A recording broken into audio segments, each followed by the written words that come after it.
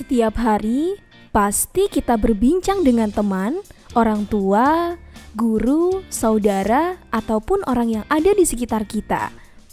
Entah itu ketika kita mendapatkan tugas kelompok dari guru, tanpa disadari dalam proses pengerjaannya, kita berbincang dan berdiskusi dengan teman kita. Contoh lain, ketika kamu mengikuti acara seminar di sebuah gedung, di situ kamu juga diajak untuk berdiskusi dengan memperhatikan materi dari narasumber.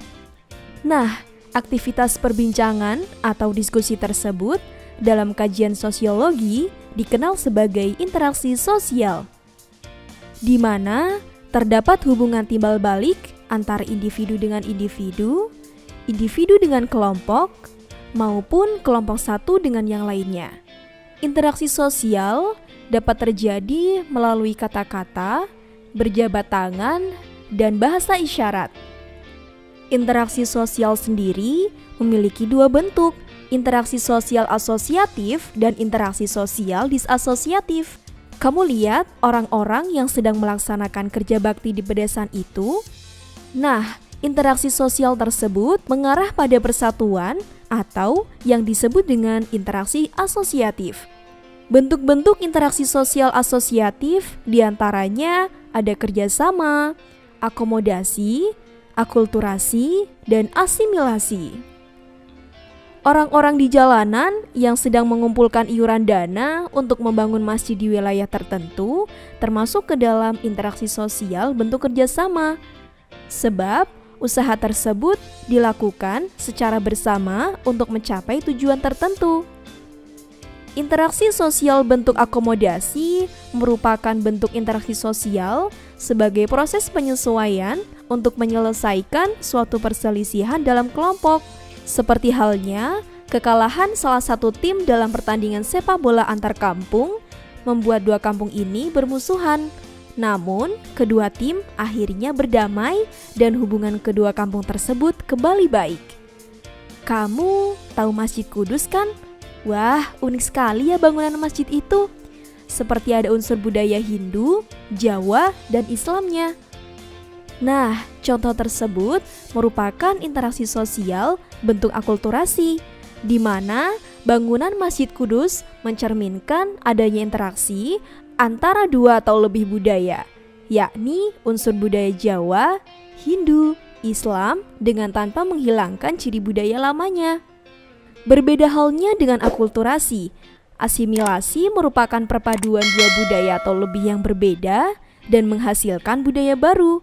Seperti contoh seni kaligrafi yang berasal dari Arab yang berkembang dalam kebudayaan Islam di Indonesia. Sedangkan interaksi disasosiatif, di mana bentuk interaksi sosial yang mengarah pada konflik atau negatif. Seperti halnya beberapa masyarakat buruh yang turun ke jalanan untuk melakukan demo terkait upah. Bentuk interaksi sosial disasosiatif diantaranya ada kompetisi, kontravensi, dan konflik sosial. Setiap tanggal 17 Agustus diperingati Hari Kemerdekaan. Di lingkungan desaku selalu mengadakan perlombaan.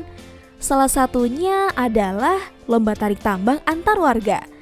Nah, contoh tersebut merupakan interaksi sosial bentuk kompetisi, di mana orang-orang atau kelompok berlomba untuk meraih tujuan yang sama. Selanjutnya, bentuk interaksi sosial tipe konflik seperti halnya perebutan daerah yang membuat Palestina terus-menerus diserang oleh Israel, di mana usaha tersebut bertujuan untuk menyingkirkan lawan yang disertai kekerasan dan ancaman. Lalu, ketika seorang ketua kelas mengadakan sebuah rapat dengan kelasnya, kemudian seorang temanmu menyampaikan pendapatnya, namun sebagian teman sekelas tidak sepakat dengan rencana tersebut, sehingga muncullah rasa tidak suka atau benci yang disembunyikan dalam hati. Nah, tindakan yang dilakukan oleh sebagian teman kelasmu inilah yang disebut dengan kontravensi, karena proses sosial yang ditandai ketidakpastian, keraguan, penolakan, dan penyangkalan yang tidak diungkapkan secara terbuka. Oke, sekarang kamu sudah paham kan tentang interaksi sosial itu? Semoga bermanfaat ya. Sampai jumpa di video pembelajaran asyik lainnya.